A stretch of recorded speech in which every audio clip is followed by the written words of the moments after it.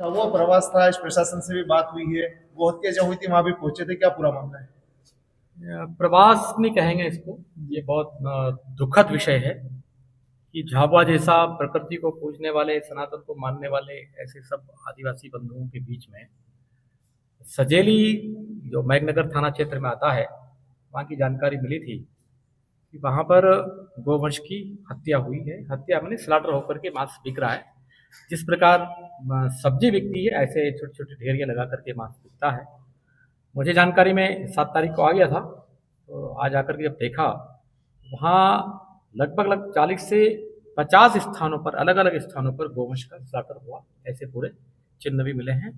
क्योंकि शासन प्रशासन ने उस दिन जाके देखा है। बाद में आज ऐसा लग रहा था कि वहाँ के साक्ष्य कुछ मिटाए जा रहे हैं। और मिट्टी को जब मैंने देखा तो लगभग आधा फीट मिट्टी जो है नीचे तक, जिसमें खून से सनी हुई है। जलाशय जो है अच्छे, उनमें 100 दो 200 जो गाय की खाल हैं वो पड़े हैं। 8-10 प्रकार के हमने जो गायों के कान में टेक होते हैं वो भी वहाँ देखे हैं, पुलिस को जब्ती में भी कराए हैं। और वास्तव में वहाँ जिस अनुसार शासन प्रशासन कह रहा था, पर वहाँ लगभग 1000 गोवंश प्रतिदिन कटता हो, और उस गोवंश को लोकल मार्केट में भी सप्लाई दिया जा रहा है। यानी झाबुआ के मेघनगर होगा, थांदा होगा, झाबुआ शहर होगा, लोकल मीट जहाँ सप्लाई होता है, यानी दुकानें हैं, कितने हिंदुओं को भी गाय का मांस खिला दिया होगा। गुजरात पड़ता है, गोधरा और राजस्थान, यहाँ से लोकल स्टार्टर होकर के मांस का सप्लाई किया जा रहा है। हमने शासन प्रशासन से यही बात की कि फॉरेस्ट जहाँ पर ये गाय कटी है, क्या वहाँ पंचायत भी है, वहाँ फॉरेस्ट का बीट प्रभारी भी होगा? तो 5-7 किलोमीटर के दायरे में इतना सारा गोवंश कट रहा, और कितने वर्षों से कट रहा, इनकी जानकारी में नहीं था, या फिर इनकी मिली भगत थी, या फिर ये भी इस व्यापार में इन्वॉल्व है।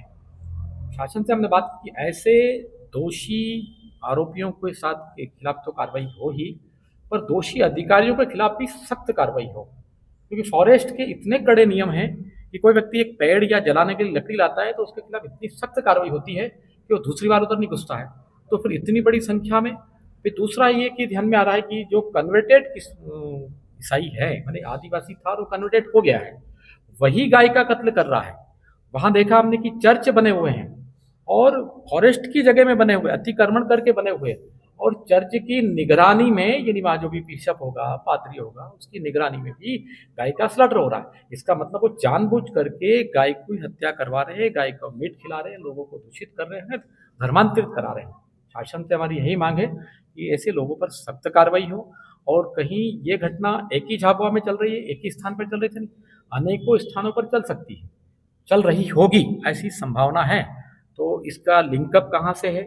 कोई फंडिंग तो नहीं कर रहा है, कोई जानबूझकर कोई मीट लॉबी इसमें साथ तो नहीं है? ये सारी प्रशासन से हमने बात की है, और ऐसे सारे आरोपियों के खिलाफ एफआईआर दर्ज हो, और कड़ी कार्रवाई जो मतलब प्रशासन का नियम है उसके अनुसार हो, और फॉरेस्ट के नियम के अनुसार भी उस जगह को खाली किए जाए, अतिक्रमित जगह को, और चर्च को हटाया जाए। ये हमारी मांग है। प्रशासन की तरफ से क्या कहा गया, मतलब क्या कह रहे हैं? प्रशासन ने हमें आश्वस्त किया है कि इन सारे बिंदुओं पर हम काम करेंगे, और सर्चिंग कल से और वो तेज कर रहे हैं सर्चिंग, और कहा है कि ये जो घटना है अब दूसरी बार नहीं, उसकी भी सख्त कार्रवाई करेंगे, और जो अतिक्रमित भूमि है उसको हटाने का उन्होंने आश्वासन दिया है।